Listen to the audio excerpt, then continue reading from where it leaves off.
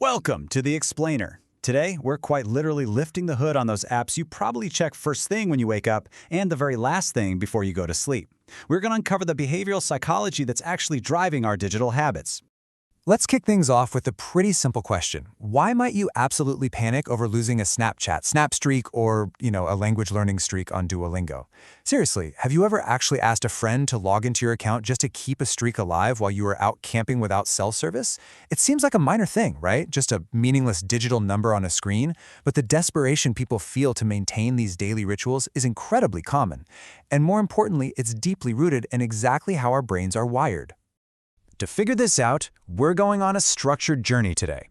First, we'll look at the power of streaks. Second, the psychology of gamification. Third, we'll break down the hooked model. Fourth, we'll look out for deceptive patterns and traps. And finally, we'll wrap up with ethical game design. All right, let's jump right into Section 1, the power of streaks. So, our obsession with streaks, it taps directly into a primitive psychological fear known as loss aversion.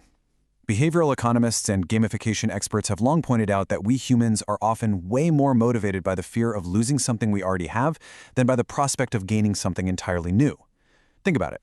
When you build up a 100-day streak in an app, it feels like a massive investment of your time. It becomes a part of your identity.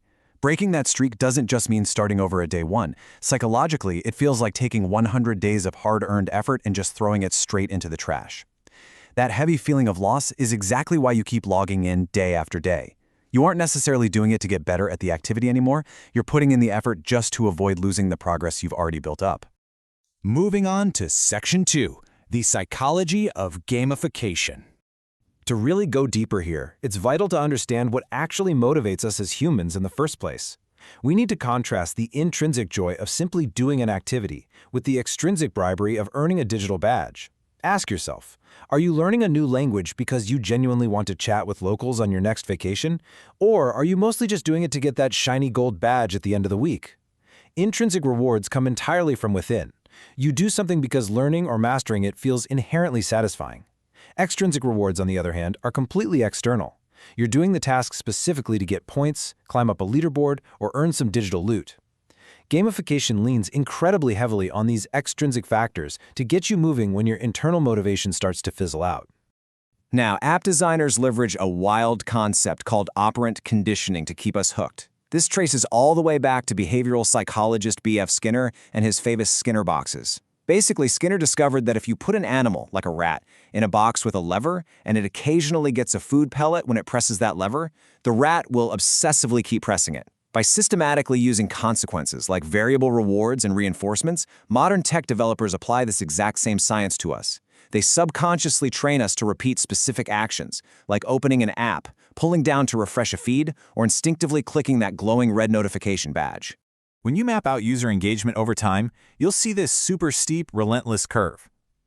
That line represents an unpredictable, variable ratio of rewards. Honestly, it operates exactly like a casino slot machine.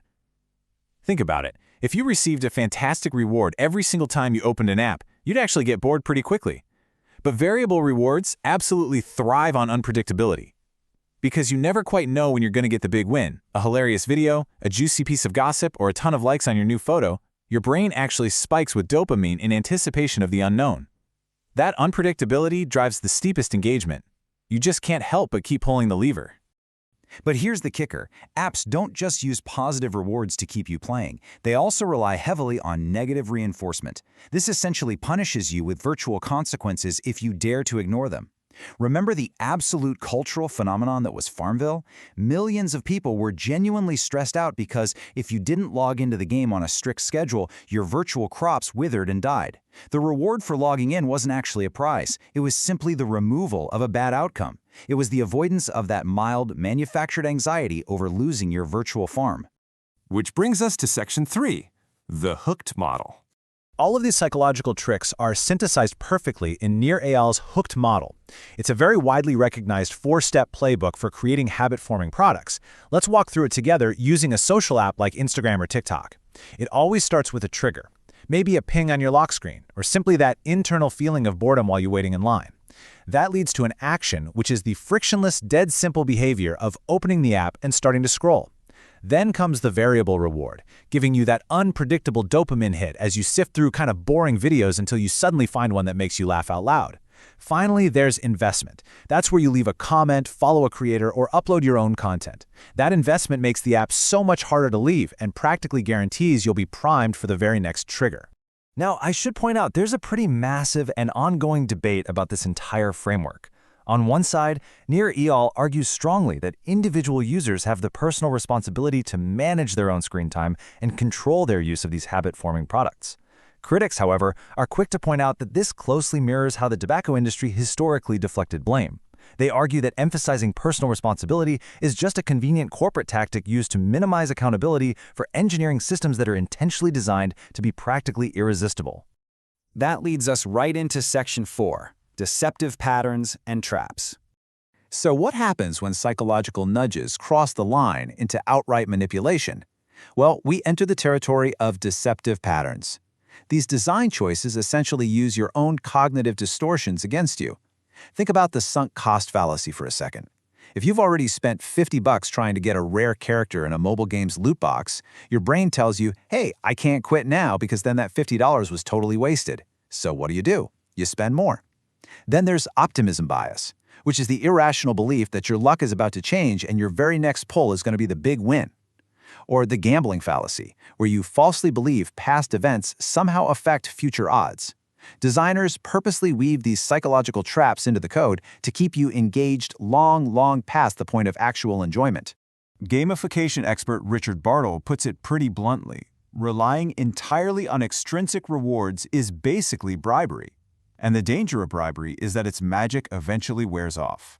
Think about that hollow feeling of waking up from a 3-hour gaming binge. If you suddenly realize the digital points you've been grinding for hold absolutely zero real-world value, well, the illusion shatters. Once players recognize the empty pattern of the loop they're stuck in, the bubble bursts, and all motivation to engage just completely vanishes.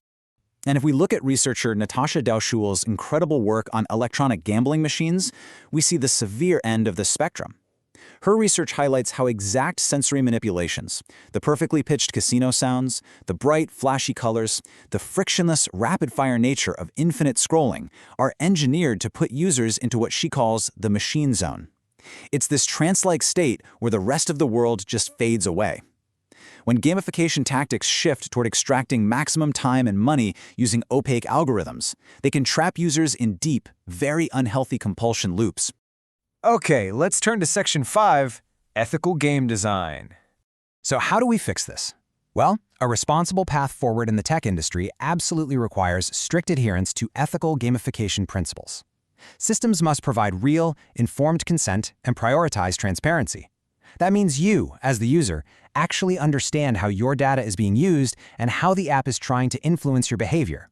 The primary goal of gamification shouldn't just be to exploit your psychological vulnerabilities to inflate short-term corporate metrics. Instead, these incredible tools need to be purposefully designed to enhance your long-term well-being and help you reach your actual goals. The cool thing is, we're actually seeing this work beautifully out in the wild right now. Take an app like Habitica. It uses role-playing game mechanics to help you build good habits. You literally get to slay a digital monster and level up your character just because you remembered to do your laundry or drink enough water in the real world. That's awesome! Similarly, Khan Academy uses badges and progress tracking to genuinely motivate students through complex educational journeys. These platforms succeed ethically because they align fun game mechanics directly with your actual personal growth. Or consider Volkswagen's famous fun theory experiment.